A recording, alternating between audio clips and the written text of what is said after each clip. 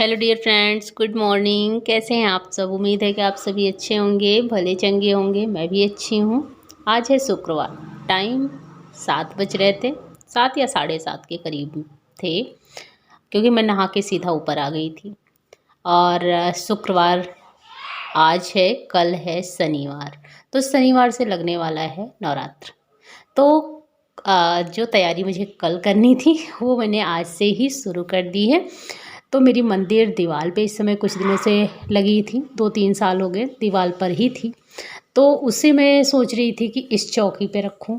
तो अभी बस वही देख रही थी कि इसे मैं निकालूं कैसे। तो इसका जो जिसमें मैंने खिल्ली लगा के इसे मैंने मतलब टांग रखा है, वो थोड़ा सा डामाडोल हो रहा था। मतलब तो जिस पे वो टिका हुआ है ना, वो बहुत ज़्यादा हिल डोल रहा था, तो कभी भी मंदिर गिर सकती थी।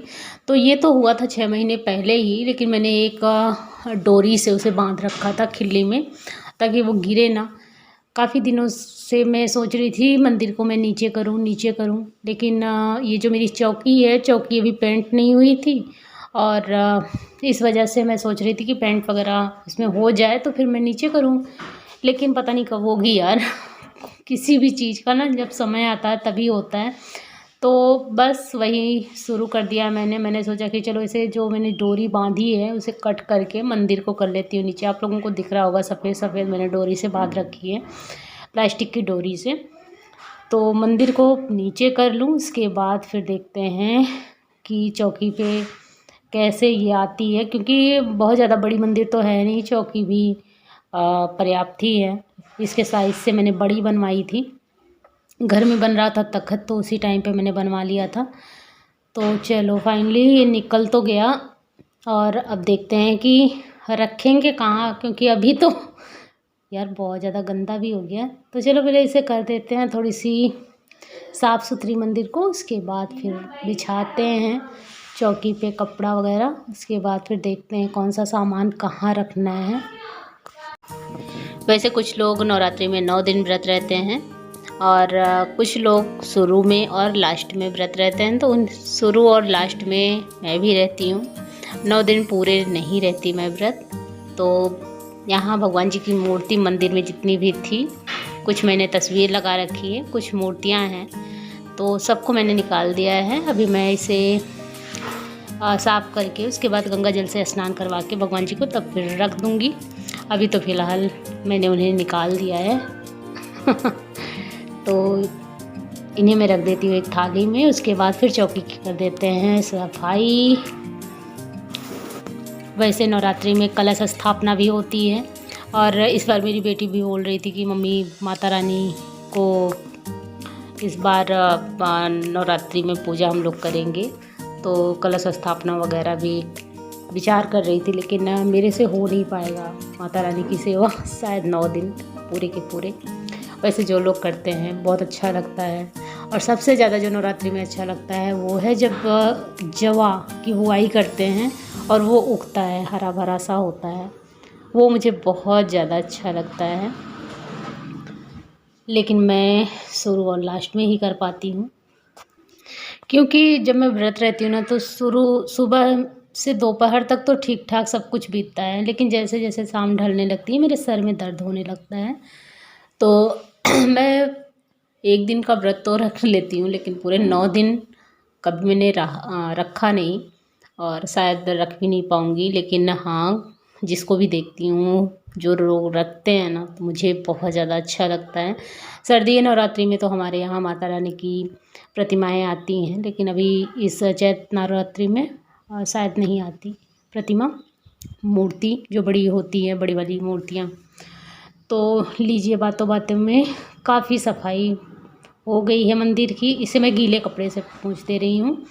पहले मैंने सूखे कपड़े से पोंछा अंदर और बाहर अच्छी तरीके से, उसके बाद हल्का सा गीला कपड़ा करके निचोड़ कर उसे, क्योंकि पेंट हुआ रहता है ना, तो बहुत ज़्यादा गीले कपड़े से पोंछना मतलब प्लाई को नुकसान कर सकता है, क्योंकि बनी होती है ये प्लाई से ही।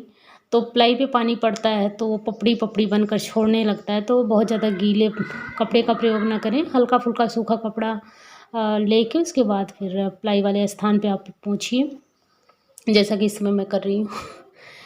ये मंदिर जब से आई है मैं सूखे कपड़े से ही पोंछती थी। आज फर्स्ट बार मैं गीले कपड़े का प्रयोग कर रही हूँ क्योंकि दाग धब्बे थोड़े से ज़्यादा हो गए हैं, तो इस वजह से गीला कपड़ा करके कॉटन में बाकायदा मैंने इसे निचोड़ लिया है। बस नमी हल्की हल्की सी है, तो उसी से मैं इसे रगड़ रगड़ के साफ़ कर रही हूँ। तो अभी चौकी भी साफ़ हो गई है और मंदिर भी। तो अब ज़मीन की बारी आती है और यहाँ तार पे ना मक्खियाँ बैठ बैठ के काली कर दी हैं, तो उसे भी मैंने पोंछ दिया गीला कपड़ा लेकर। ये क्योंकि बोट में तो लगा नहीं है, ये तार निकला हुआ है। सावधानी से आप लोग कीजिए जब भी कर रहे हैं तो तार को मैंने निकाल दिया था पहले। उसके बाद यहाँ सफाई भी कर रही हूँ, तार को भी पोंछ रही हूँ, ज़मीन भी साफ़ कर रही हूँ। तो अब ज़मीन लास्ट है, ज़मीन को साफ़ कर दूँ। उसके बाद फिर भगवान जी के बर्तन साफ़ करने हैं, उसके बाद फिर मूर्तियाँ वगैरह रखनी है। देखते हैं कौन सा सामान कहाँ रखना है। तो सबसे पहले तो यहाँ मैंने लिया है लाल कपड़ा चौकी पे बिछाने के लिए।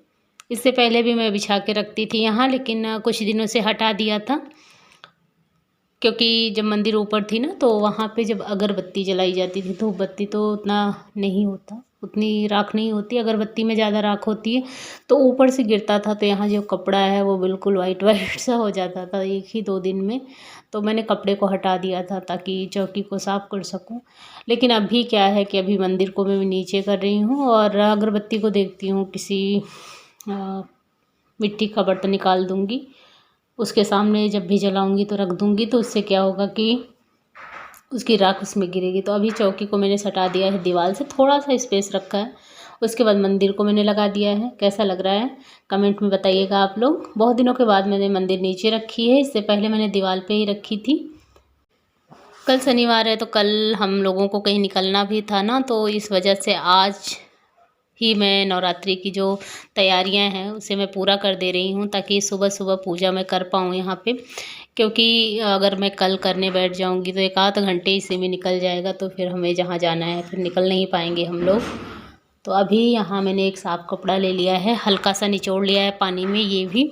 तो उसी से भगवान जी की जितनी भी तस्वीर है उसे मैं साफ़ कर रही हूँ। छोटी छोटी मूर्तियाँ मुझे लेनी है, लेकिन अभी मैं ले नहीं पाई हूँ, कहीं निकलूँगी तो ले आऊँगी।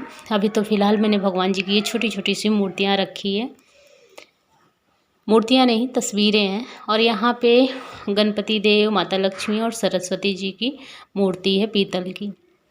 इसे मैंने 2 साल हो गया, तो दिवाली के अवसर पे लिया था। तो अब मैं दिवाली पे भी मूर्तियाँ नहीं लेती हूँ, इसी से ही पूजा करती हूँ। हर बार मिट्टी की मूर्ति नहीं लेती। और यहाँ पे माता रानी, राधा रानी की और कृष्ण जी की मूर्ति भी है साथ में। कहते हैं मंदिर में रखने से घर में प्रेम बना रहता है। तो यहाँ मैंने तो सारी तस्वीरें और मूर्तियाँ सब यथास्थान में रख दे रही हूँ, जैसे मैंने इससे पहले लगाया था। तो चलिए मैं आप सभी को बता देती हूँ कि मेरे पास कौन कौन सी तस्वीरें इस समय हैं और कौन कौन सी मूर्तियाँ हैं।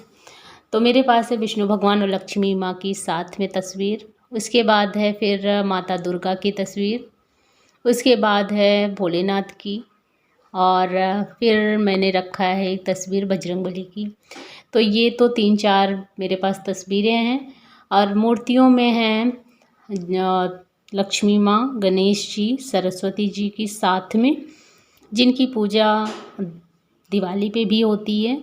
तो इन तीनों लोगों की साथ में ही है। और एक मूर्ति है राधा रानी और कृष्ण जी की साथ में, पीतल की मूर्तियाँ हैं ये।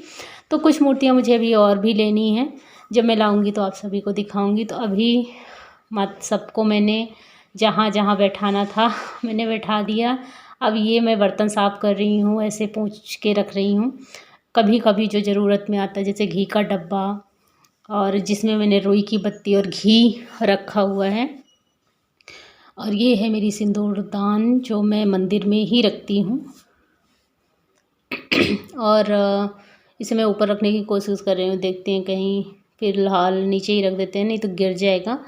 और यहाँ करवा चौथ का जो सामान है यहाँ मंदिर में मैंने रख दिया है, तो उसे मैं मेज़ के नीचे ही रख दे रही हूँ। और ये बहुत सारी अगरबत्तियाँ हैं, तो कुछ अगरबत्ती मैंने इसके अंदर भी रख दिया है और कुछ अगरबत्ती भी मैंने बाहर रखा है। तो अभी उसमें से ना कुछ मुझे और भी अंदर रखना है। और ये है मेरे सामने जो ग्रीन ग्रीन डब्बे में उस हवन का सामान है, और ये है कैंडल, तो 2 डब्बों में कैंडल था, तो उसे मैं क्या कर रही हूँ कि एक ही डब्बे में कर दे रही हूँ। इससे क्या होगा कि जगह थोड़ा-सा बन जाएगा, क्योंकि अभी दराज में बहुत ज़्यादा जगह है नहीं, उसमें बहुत सारा सामान रखा गया है। एक दिन मैंने और भी वीडियो डाली थी कि इस दराज में मैंने क्या-क्या रखा। तो यहाँ तकरीबन सारी चीज़ें हो गई हैं, अब बचा हुआ है पूजा का बर्तन साफ़ करना। तो बड़ी जो दिया है वो मेरे पास है, लोटा है, अभी एक छोटी सी दियाली थी वो पता नहीं कहाँ रख दिया मैंने, अगरबत्ती जिसमें जलाते हैं वो। तो सारे सामान को मैंने धुल लिया है, धुल के मैं ला के रख दी हूँ। और ये है एक जूट का बोरा, इसे मैं बिछा दे रही हूँ मंदिर में, ताकि हम इस पे बैठकर पूजा कर सकें। सरू बोल रही थी मम्मा एक चीज़ की अभी भी कमी है, आपको एक प्लेट रखना है जिसमें हम फूल सुबह सुबह तोड़कर लोर कर रख सकें आपके पूजा के लिए। तो यहाँ मैंने एक कसोरा लिया है, कसोरे में मैंने अभी फ़िलहाल फूल रख दिया।